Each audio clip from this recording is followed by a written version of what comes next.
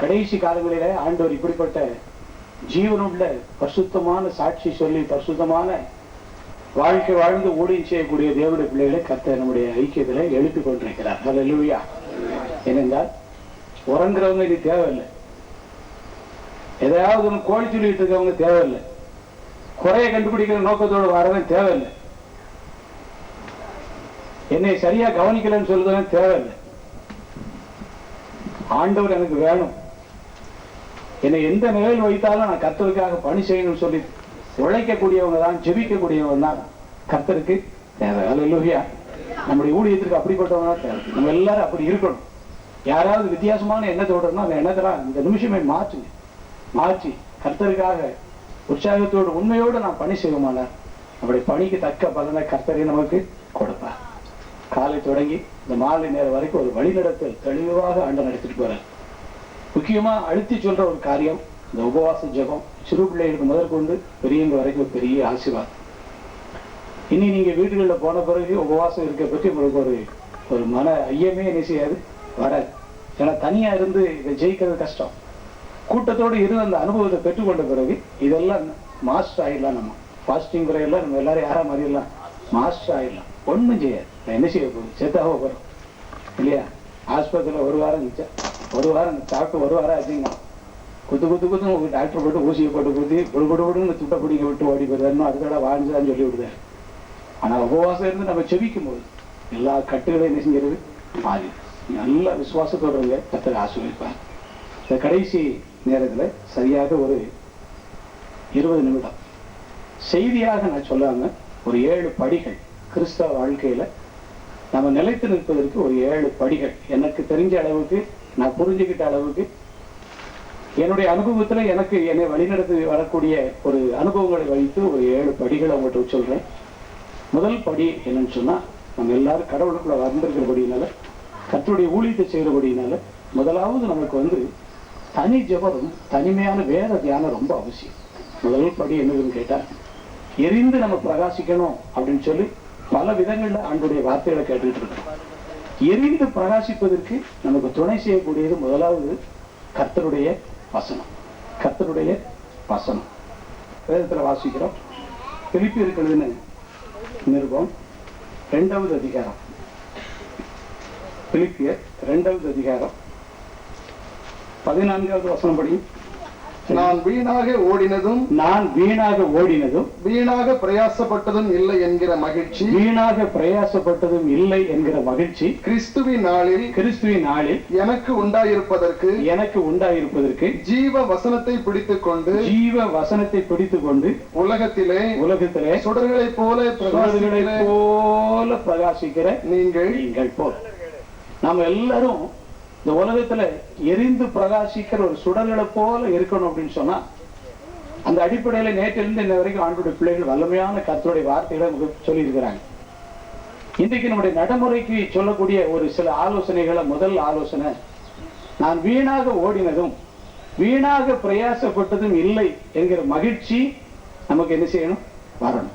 நான் ஆண்டவரை ஏற்றுக்கொண்டேன், நான் ஊழியம் செய்யறேன், நான் தொழில் பார்த்துட்டே ஊழியம் செய்யறேன், இல்லை முழு நேரமா ஊழியம் செய்யறேன், நான் ஆண்டுடைய பிள்ளை ரட்சிக்கப்பட்டவன், நான் என்னுடைய நாட்களை நான் கர்த்தருக்கு பணி செய்திருக்கிறேன் என்கிற அடிப்படையில் கூட்டு கழிச்சு கடைசியில பார்த்தா நான் வீணாக என்ன செய்யல? ஓடல. என் காலத்தை பயன்படுத்திட்டேன். என் காலத்தை கர்த்தர் என் கையில கொடுத்த சபை ஊழியத்தை, கர்த்தர் என் கையில கொடுத்த ஐக்கிய ஊழியத்தை, கர்த்தர் என் கையில கொடுத்த சுவிசேஷ ஊழியத்தை, மிஷினரி பணியை, கர்த்தர் என் கையில என்ன ஊழியத்தை கொடுத்திருக்கிறாரோ அந்த ஊழியத்தை நான் செய்திருக்கிறேன். நான் வீணாக செய்யல, வீணாக ஓடல, அதை நல்லா பயன்படுத்திருக்கிறேன் அப்படிங்கிற மகிழ்ச்சி நம்ம எல்லாருக்கும் என்ன செய்யணும்? உண்டாகணும். அது உண்டாவதற்கு வழி என்னன்னு கேட்டா, ஜீவ வசனத்தை பிடித்துக்கொண்டு. இந்த வசனம் எவ்வளவு தெளிவா சொல்லிட்டு பாருங்க. ஜீவ வசனத்தை பிடித்துக்கொண்டு உலகத்திலே சுடர்களை போல பிரகாசிக்கிற நீங்கள். அப்ப நம்ம சுடர்களை போல இந்த உலகத்துல பிரகாசிக்கணும் அப்படின்னு சொன்னா, முதலாவது நமக்கு அவசியம் என்னன்னு கேட்டா கர்த்தருடைய வசனம். சொல்லுங்க, கர்த்தருடைய வசனம். கர்த்தருடைய வசனம் தீர்க்க தரிசனமாகவே நமக்கு வேதத்தில் எழுதப்பட்டிருக்கு. எனக்கு தீர்க்க தரிசனம் வேணும்னு சொல்லிங்கிற ஆசையோட யாரும் எங்கே என்ன செய்யக்கூடாது? போகக்கூடாது. எனக்கு ஏதாவது ஜெபம் பண்ணி ஒரு தீர்க்க தரிசனம் சொல்லிட மாட்டாங்களா அப்படின்னு சொல்லி ஒண்ணு நம்ம என்ன செய்யக்கூடாது? நினைச்சிட்டு போக கூடாது. அதெல்லாம் நமக்கு தேவையானால் ஆவியானவரே அதை நமக்கு குழந்தை நிச்சயவர் தருவார். ஆனா வேத வசனம் ஒரு சுத்தமான கலப்பற்ற மாற்றப்பட முடியாத ஒரு தூய்மையான தீர்க்க தரிசன வார்த்தைகள். தேவனுடைய மனிதர்கள் பரிசுத்த ஆவியினால் ஏவப்பட்டு தீர்க்க தரிசனமா சொன்ன வார்த்தைகள் தான் இந்த வேத வசனத்தில் உள்ள வசனங்கள். சரிதானா? ஆகினால நம்ம கையில் இருக்கிற வேதாகமம் எல்லாம் என்னன்னு கேட்டா ஒரு தீர்க்க தரிசன மொத்த புஸ்தகம். எல்லாரும் உங்க கையில் இருக்கிற பரிசுத்த வேதத்தை உயர்த்தி காட்டுங்க. இந்த பரிசுத்த வேத வசனத்தை இது ஒரு சுடர். இந்த ஜீவ வசனத்தை பிடித்து கொண்டு சுடர்களை போல பிரகாசிங்கள் சொல்லி என்ன செஞ்சிருக்கு சொல்லப்பட்டிருக்கு. வேதத்திலே வேதத்திலே விலை மதியா முத்துக்கள் உண்டு, தினந்தோறும் நீ அம்முத்துக்களை பார், உண்மையாகவே நீ ஒரு முத்தாய் மாறுவா, உண்மையாகவே நீ ஒரு முத்தாய் மாறுவா. வேதத்துல ஏராளமான முத்துகள் உள்ளது. நம்ம கிரையும் செலுத்தி அந்த முத்துக்களை என்ன செய்யணும்? தேடணும். அப்போ கிறிஸ்தவ வாழ்க்கையில நம்ம நிலைச்சு நிற்பதற்கும் நம்முடைய ஊழியங்கள் சரியான அடிப்படையில் செய்து முடிப்பதற்கும் முதல் படி என்னன்னு சொன்னா கர்த்தருடைய வசனம். முதல் படி என்னது? கர்த்தருடைய வசனம். அப்ப என்ன செய்யணும் எல்லாரும் அப்படின்னு கேட்டா நம்ம முதலாவது வேதத்தை எடுத்து என்ன செய்யணும்? தியானம் பண்ணணும். சரியான எல்லாம் நல்லா கவனிக்கீங்களா? நல்ல கவனம் அது கவனிச்சுக்காங்க. சாத்தா அப்படியே வருவான். இந்த 7 படியில ஏற விடாது படிக்க அப்படியே 4 படியை பிடிச்சுக்கா, 2 படியை பிடிச்சுக்கா, 1 படியை பிடிச்சுக்கா, அதுல 4-5 படியை பிடிச்சுக்கா, 2-3 படியை விட்டுருன்னு சொல்லி அப்படியே கொஞ்சம் நடுக்கி பார்ப்பேன். இடம் கொடுத்து கவனமா இருங்க. நீங்க அத்தனையும் ஜெயிக்கணும். நம்ம அத்தனையும் ஜெயிக்கணும். முதல் படி அந்த வேத வசனம். காலையில ஒரு பேப்பர் எங்க வீட்டு முன்னாடி கிடைச்சு, இன்னைக்குரிய பேப்பர். மனசுல ஒரு எண்ணம், பிறகு பேப்பர் படிக்க முடியாது படின்னு சொல்லி இன்னும் பைபிள படிக்கல. இதை பிறகு என்ன செய்யலாம் பார்த்து முக்கில் வீசிட்டு இருந்துச்சேன். ஏன்னு சொன்னா முதலாவது படிக்க வேண்டியது வேதவசனம். நான் வேதவசனத்தை காலையில அந்த டைம்ல இருந்து சரியா படிக்கல. ஆகையினால படிச்சப்பறம் படிச்சுக்கலாம்னு சொல்லி தூர போட்டு வந்தாச்சு. அந்த அளவுக்கு கவர்மெண்ட் கருத்துமா இல்லைன்னு சொன்னால் நம்ம வேதத்தை என்ன செய்ய முடியாது? தியானிக்க முக்கியத்துவம் கொடுக்கவே மாட்டோம். இதை வச்சு நீங்க உங்களை புரிஞ்சுக்காங்க. டிவிக்கு எவ்வளவு முக்கியத்துவம், கிறிஸ்தவ செய்திகளுக்கு எவ்வளவு முக்கியத்துவம், பேப்பர்களுக்கு எவ்வளவு முக்கியத்துவம் கொடுக்கணும்னு சொல்லி யோசிச்சு பாருங்க. டிவியில கிறிஸ்தவ செய்திகள் பார்க்கிற தப்புன்னு சொல்லல. அதை விட முக்கியமானது நம்ம தியானிச்ச பிறகு அதெல்லாம் நீங்க நேரம் இருந்தா இடம் கொடுத்து பாருங்க. இதுவும் அதுவும் ஒண்ணு போல ஓடிக்கிட்டு இருக்கும். இங்க என்ன தியானிக்கிறோமோ அதே தியானம் அன்றைக்கு ஒரு டிவியில செய்தி கொடுப்பாரு. அந்த செய்தி அங்க என்ன செய்யும்? அதே வசனம். நமக்கு ஒரு ஆச்சரியமா இருக்கும். நல்ல இந்த காலையில நான் வாசித்த தியான செய்தி யார் சொல்றா? இந்த ஊழியக்காரனை சொல்லியிருக்கிறார். அப்ப நம்ம தியானிச்சதுக்கும் அவர் சொல்றதுக்கும் ஒரு பத்திரிகையில வர செய்தி பார்க்கறதுக்கு என்ன செய்யும்? ஒற்றுமையா இருக்கும். அப்ப நம்முடைய தியானத்தை கர்த்தர் ஆசீர்வதிக்கிறார். நம்முடைய தியானம் சரிதான், இப்படித்தான் நம்ம தியானிக்கணும் அப்படின்னு சொல்லி நமக்கே ஒரு பெரிய நம்பிக்கை என்ன செஞ்சிடும்? உண்டாயிரும். ஆகினால முதல் படி என்னன்னு கேட்டா தனிமையில உட்கார்ந்து வேதத்தை என்ன செய்யணும்? தியானிக்கணும். இந்த இடத்துல எதுக்கு உங்களெல்லாம் ஆண்டு கொண்டு வந்திருக்கிறான்னு சொன்னா சும்மா அப்படியே ரவுண்ட் அடிக்கிறதுக்கு இல்லை. நீங்க கொஞ்ச நேரம் வேதத்தை என்ன செய்யணும்? தியானிக்கணும். தனியா உட்கார்ந்து வேதத்தை தியானிச்சு பாருங்க. வேதத்தை ஆராய்ந்து பாருங்க. வேதத்தை ஆராய்ந்து பார்த்தா வாழ்க்கையில சுடர்களை போல நம்ம என்ன செய்யலாம்? பிரகாசிக்கலாம். முதல் படி வேத தியானம். சரிதானா? முதல் படி வேத தியானம். அதுக்கு வசனம் பிலிப்பியர் 2:14 அதை குறிச்சுக்காங்க. சுடர்களை போல நீங்க பிரகாசிக்கணும். அங்க எங்க சும்மா மக்கு மாதிரி உட்கார்ந்துட கூடாது. சரிதானா? அங்கங்க சும்மா ஒரு மாதிரி இந்த 1 கண்ணு 1.5 கண்ணு 1.25 கண்ணெல்லாம் போட்டுவிட்டு கூடாது. விசுவாச வாழ்க்கையில பிரைட்டா முடிக்கணும். அத்தனை வரும். என் வீடு சரியில்லை, செவ சரியில்லை, பாஸ்ட் சரியில்லை, யோசனை எதுவும் சொல்லக்கூடாது. யாரையும் பத்தி எந்த வார்த்தையும் வாயில வரக்கூடாது. வேதத்தை ஒழுங்கா படிச்சா முதல் குறிப்பு, முதல் படி ஸ்டெப். வேதத்தை என்ன செய்யணும்? தனிமையில உட்கார்ந்து தியானிக்கணும். கர்த்தர் நம்மோடு பேசுவார். நம்மகிட்ட சரியா தியானம் இருக்கிறதுக்கு அடையாளம் என்னன்னு கேட்டா டிவிலையோ அன்னைக்கு ஆலயத்துல கொடுக்குற செய்தியோ பத்திரிகையில் வரக்கூடிய செய்தியோ யாரோ ஒருத்தர் சொன்ன செய்தியோ இல்ல அன்றைக்கு யாராவது ஒருத்தர் நமக்கு சொல்லி தீர்க்க தரிசனமா சொல்லக்கூடிய வார்த்தையோ இதுவும் அதுவும் எப்படி இருக்கும்? ஒண்ணு போல இருக்கும். அல்லேலூயா. 2வது படி என்னன்னு கேட்டா தனி ஜெபம், தனிமையான ஜெபம். அப்போஸ்தலர் 9வது அதிகாரம் 11வது வசனம் படிங்க. அப்போஸ்தலர் 9:11. அப்பொழுது கர்த்தர், நீ எழுந்து நேர்த்தெருவு எண்ணப்பட்ட தெருவுக்கு போய் யூதாவின் வீட்டிலே தர்சு பட்டணத்தானாகிய சவுல் என்னும் பேருள்ள ஒருவனை தேடு. அவன் இப்பொழுது ஜெபம் பண்ணுகிறான். குறிச்சிக்காங்க அந்த வசனத்துல கடைசி பகுதி, அவன் இப்பொழுது ஜெபம் பண்ணுகிறான். அந்த வார்த்தை முக்கியம். அப்போஸ்தலர் 9:11 கடைசியில சவுல் இப்பொழுது ஜெபம் பண்ணுகிறான். ஜெப ஐக்கியத்தில் உள்ள எல்லாரும் நம்முடைய பிரதானமான வேலை என்னன்னு கேட்டா, அவன் இப்பொழுது ஜெபம் பண்ணுகிறான், அவள் இப்பொழுது ஜெபம் பண்ணுகிறான். சரிதானா? என்ன ஜெபம் பண்றாங்க? தனி ஜெபம் பண்றாங்க. இந்த தனி ஜெபம் சரியா இருந்தா கூட்டு ஜெபம், குழு ஜெபம், குடும்ப ஜெபம், ஐக்கிய ஜெபம் எல்லாம் சரியா வந்துடும். கோளாறு நான் சொல்ற பாயிண்ட் அத்தனையும் சரியா இருந்தா கோளாறே வராது. இப்ப நான் கோளாறெல்லாம் நிமிர்த்தி பண்ணக்கூடிய, கூரெல்லாம் நிமிர்த்தக்கூடிய வசனத்தை நம்ம பேசிக்கிட்டு இருக்கோம். எளிமையான முறையில பேசிக்கிட்டு இருக்கோம். அவன் இப்பொழுது ஜெபம் பண்ணி கொண்டிருக்கிறான். 7 படியில 2வது படி என்னன்னு கேட்டா ஜெபம். 7 படியில 2வது படி என்னது? ஜெபம். அவன் இப்பொழுது ஜெபம் பண்ணுகிறான். ஒரே நாள்ல 1 மணி நேரம் ஜெபம் நினைச்ச முடியாது, பண்ண முடியாது. ஒரு 5 நிமிஷம் பண்ணி பாருங்க. பிறகு கொஞ்சம் கொஞ்சமா அந்த ஜெபிக்கணுங்கிற ஆசையை உண்டாக்கி அந்த எண்ணம் வரும்போதெல்லாம் அப்படி கொஞ்சம் நேரம் ஜெபம் பண்ணி பாருங்க. ஜெபத்துல கொஞ்ச நேரம் பிசாசு நம்மளை போராடிட்டு இருப்பான். அவன் நம்மளை ஜெபிக்க விட மாட்டான். நமக்கு கர்த்தர் கொடுத்திருக்கிற அதிகாரத்தின்படி நம்மை தாக்கக்கூடிய ஆவிகளை இயேசுவின் நாமத்துல கட்டி அந்த பிசாசை தூர போடுங்க. நம்ம ஜெபம் நல்லா ஃப்ரீயா என்ன செய்யும்? ஜெபிக்க முடியும். 2வது படி என்னன்னு கேட்டா ஜெபம், தனி ஜெபம். சரிதானா?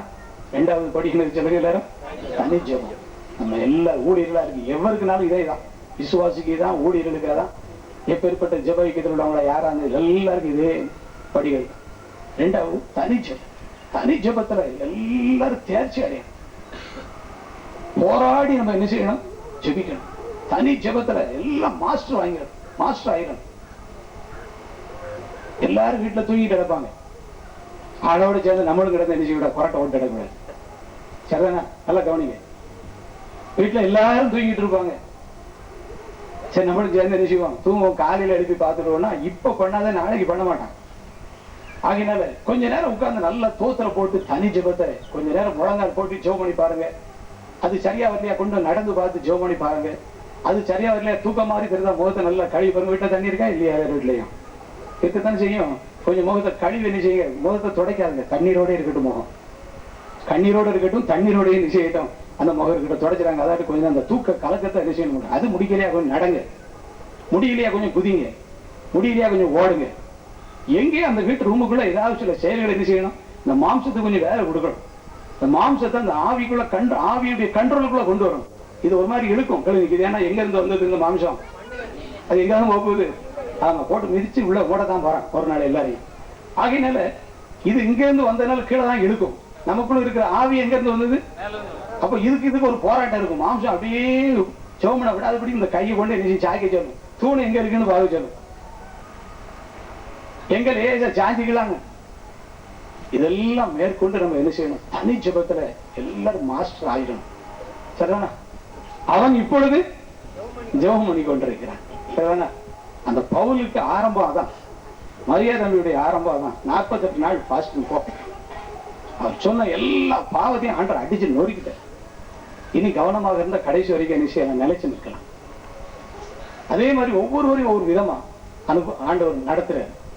முதல் படி தனிமையான வேத தியானம். 2வது படி தனிமையான ஜெபம். தனிமையான ஜெபம். இப்ப கையில வேதத்தை எடுத்தாச்சு, ஜெபிக்க ஆரம்பிச்சாச்சு.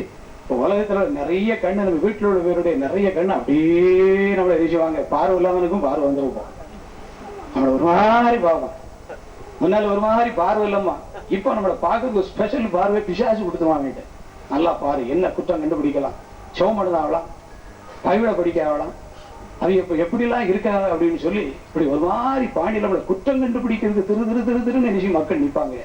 சாட்சியா இருக்கணும். 3வது படி என்னன்னு கேட்டா சாட்சி. 3வது படி என்னது? சாட்சி. அல்லேலூயா. 3வது படி நம்முடைய கிறிஸ்தவ வாழ்க்கையில் எடுத்து நிறுத்துவதற்கு முதலாவது தனி வேத தியானம், 2வது தனிமையான ஜெபம், 3வது சாட்சி.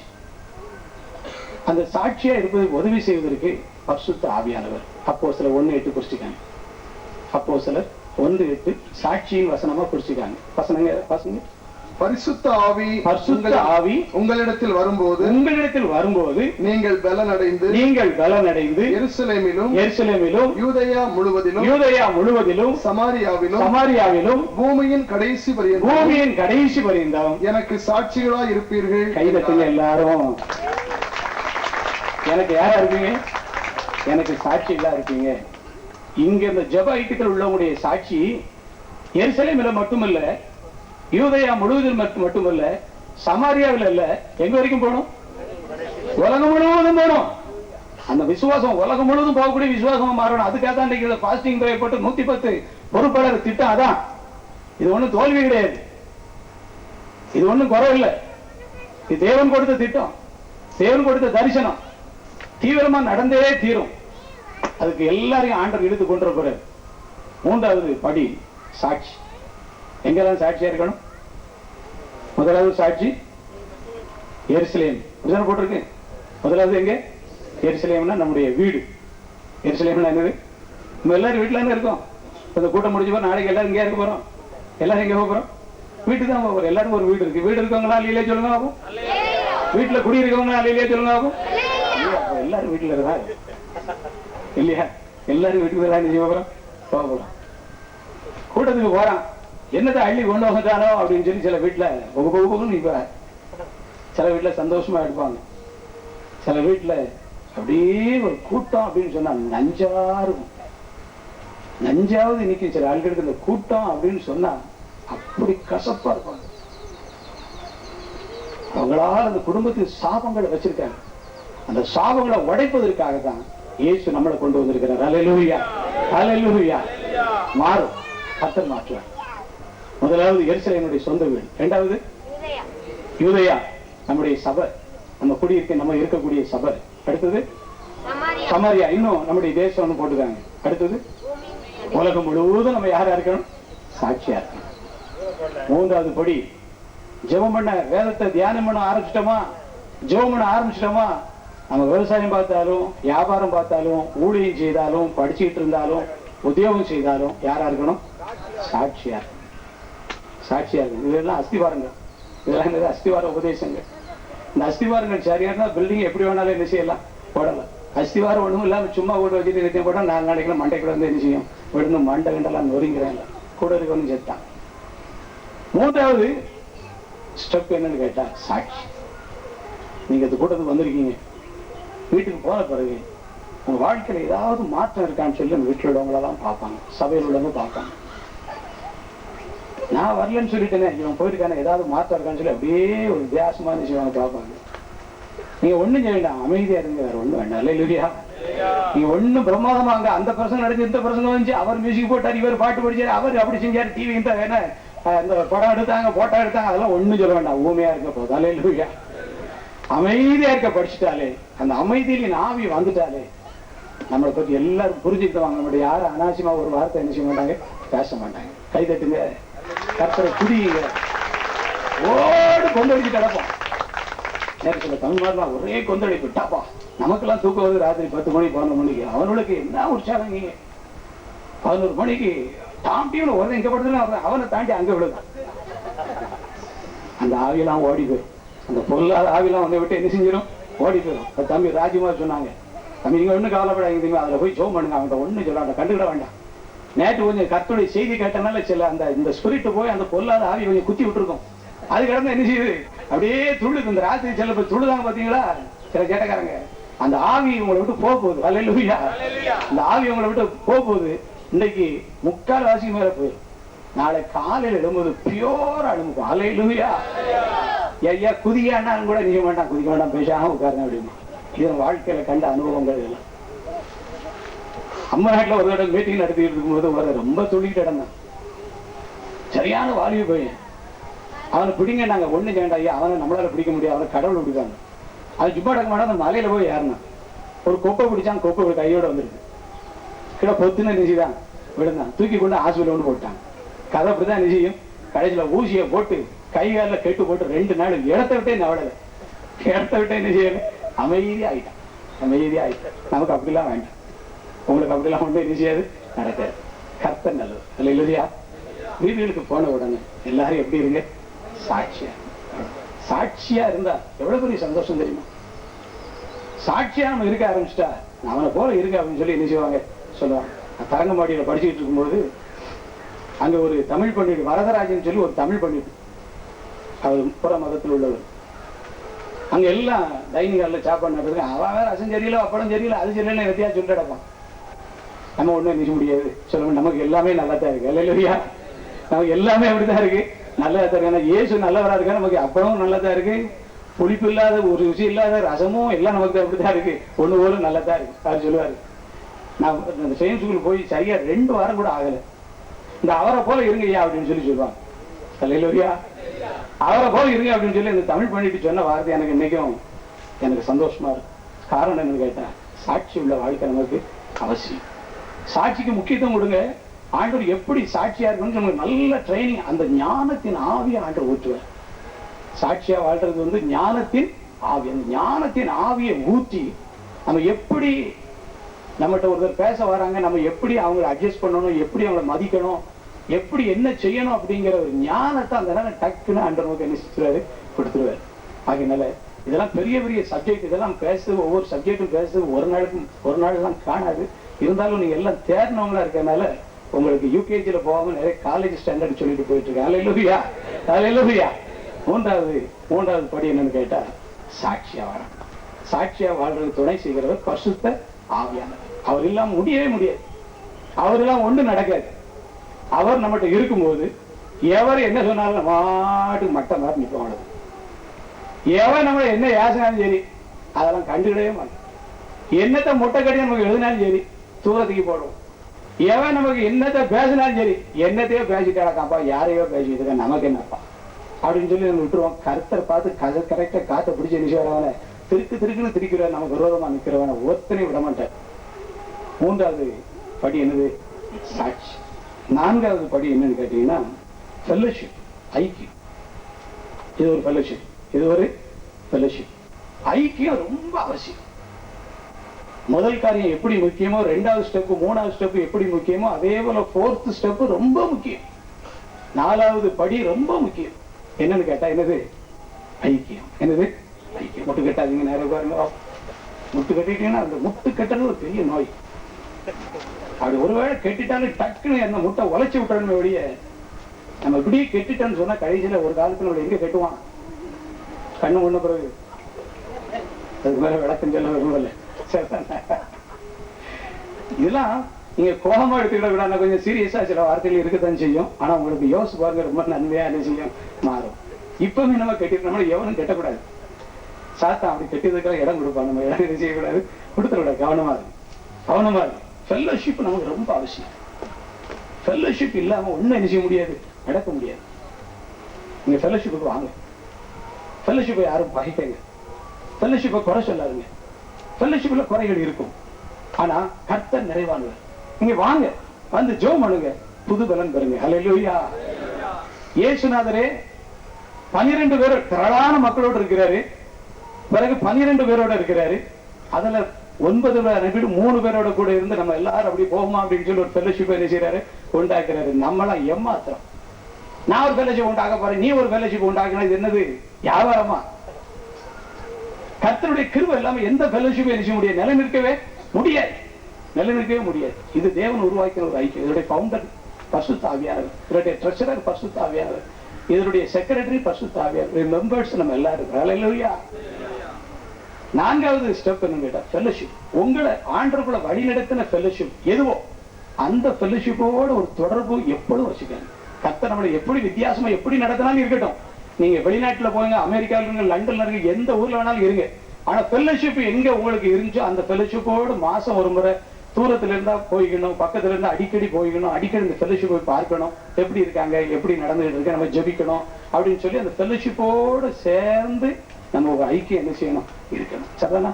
இது எத்தனை ஸ்டெப்? இது 4வது ஸ்டெப். மணி நான் சொன்ன டைம் முடிஞ்சு போச்சு. நீங்க அனுமதி கொடுத்தா கூட ஒரு 10 நிமிஷம் மட்டும், 10 நிமிஷம் 15 நிமிஷம் எடுத்துக்கிட்டு. என் டைம் முடிஞ்சு போச்சு. நான் பொதுவாக டைம்ல எல்லாம் முடிச்சிருவேன். 4 ஸ்டெப் போதுனா இப்ப ஜெபம் பண்ணி அடுத்த செகண்ட்ல உங்களுக்கு சாப்பாட்டுக்குள்ள போயிடலாம். வேண்டான்னு ஒரு சொல்றீங்க, மற்றவங்க பிறகு சொல்லிடுவோமா? பிறகு மிச்சது மீதிய சொல்லிடுவா? உங்க அனுமதியோட தான். இதுக்கு மேல உள்ள டைம் வந்து உங்க அனுமதி தான், எனக்கு தெரியாது. 4வது ஸ்டெப் வந்து ஃபெல்லோஷிப் ரொம்ப அவசியம். ஃபெல்லோஷிப்புக்கு அடிக்கடி கடிதம் எழுதுங்க, ஃபெல்லோஷிப்புக்கு அடிக்கடி போன் பண்ணுங்க, ஃபெல்லோஷிப்புக்கு அடிக்கடி வாங்க, ஃபெல்லோஷிப்போட இணைஞ்சிருங்க. அது உயர்த்தும். வசனம் சொல்லுது, பிரசங்கியின் புஸ்தகம் 4வது அதிகாரம் 9வது வசனம் படியும். ஒண்டியா இருப்பதிலும் இருவர் கூடியிருப்பது நலம். நல்லது. வேதத்துல நல்லதுன்னு போட்ட பிறகு இதுக்கு ஒரு மாற்று கருத்து கிடையவே கிடையாது. ஒண்டியா என்ன அர்த்தம்? தனிமையா ஒருவர் இருப்பதை பார்க்கலும் ஒண்டியா இருப்பதிலும் இருவர் கூடியிருப்பது. 2 விசுவாசி சேர்ந்துட்டாங்கன்னா ஒருத்தர் ஜெபம் பண்ணி ஒருத்தர் தாங்கிக்கணும். ஒருத்தர் விழுந்தா இன்னொருத்தர் கை தூக்கி என்ன செய்யலாம்? எடுத்து நிறுத்திக்கலாம். ஒண்டியா இருந்து விழுகிறவனுக்கு அதனால எது அவசியம்? ஃபெல்லோஷிப் அவசியம். உங்களை ஆண்டவருக்குள்ள வழி நடத்தின உங்களுடைய ஆவிக்குரிய கண்களை திறக்கிறதுக்கு உதவியா இருந்த ஊழியரையும் அந்த ஃபெல்லோஷிப்பையும் நீங்க ஒரு காலம் மறந்துடாதீங்க. அதை மறந்தால் யாரை மறக்கிறது ஒப்பு? ஆண்டவரையே மறக்கிறதுக்கு எல்லாம் உணவுல தான் வந்துட்டே இருக்கு. இப்படி நிறைய பேர் ஃபெல்லோஷிப்போட மறந்ததுனால வாழ்க்கையில பலவிதமான வீழ்ச்சிக்குள்ள போயிருக்கிறாங்க. அந்த ஃபெல்லோஷிப்போடு இருக்கிறவங்க வாழ்க்கையில நல்ல நிலைக்கு வந்திருக்கிறாங்க, ஞானியா இருக்கிறாங்க கருத்துறாங்களால. 4வது படி வந்து என்னது? ஐக்கியம். முதலாவது நல்லா சொல்லுங்க, கை வைத்து சொல்லுங்க, நம்பர் போட்டு சொல்லுங்க. 5 வரலாம் காட்ட வேண்டாம், இப்ப 5 வரலாம் காட்ட வேண்டாம், நம்பர் 1 தான் சொல்றேன். தனிமையான வேத தியானம், 2வது தனிமையான ஜெபம், 3வது சாட்சி, 4வது ஐக்கியம், ஃபெல்லோஷிப். கர்த்தருடைய பிள்ளைகளோடு கூட ஒரு ஐக்கியம் இருக்கு. சரிதானா? ஆண்டுடைய பிள்ளைகளும் வேற ஐக்கியமே வேண்டாம். ஆசீர்வாதி ஐக்கியம், சினிமாக்காரன் ஐக்கியம், அவன் இவன் போன அந்த சங்கம் அந்த ஏக்கம் ஒன்னும் நமக்கு வேண்டாம். தேவனுடைய பிள்ளைகளோடு கூட ஐக்கியம் இருந்தா நமக்காக ஜெபம் பண்ணுவாங்க. நமக்காக என்ன செய்வாங்க? ஜெபம் பண்ணுவாங்க. என்னை ஆண்டவர் கூட வழி நடத்துனது ஜேம்ஸ் 69ல். நாங்க வர்றதுக்கு 2 நாளைக்கு முன்னால பேசினேன். ஆனா நீங்க எப்படியா முகாமுக்கு வந்துடலாமா? தம்பி, என்னால் வர முடியாத சூழ்நிலை. ஆனா என் உடம்பு தான் மெட்ராஸ்ல இருக்கே ஒழிய என் ஆவியின் ஜீவன் எங்கதான் இருக்கு, அந்த ஃபெல்லோஷிப்லாம் இருக்குன்னு சொன்னாங்க. பாத்தீங்களா? அந்த ஐக்கியம் இவ்வளவு வருஷம் ஆனாலும் உடையாம இருக்கு. அல்லேலூயா. நமக்கு பலகீனம் வருவோம், நமக்காக அவங்க ஜெபம் பண்ணி தாங்குவாங்க, நமக்கு ஆலோசனை சொல்லுவாங்க. நம்ம பலருக்கு ஆலோசனை சொல்லிடலாம், நமக்கு ஒருத்தர் ஆலோசனை என்ன செய்யணும்? வேணும். நம்ம முதுகுக்கு பின்னால் உள்ள தூசி நம்மளால கண்டுபிடிக்க முடியுமா? அது யாருக்கு தெரியும்?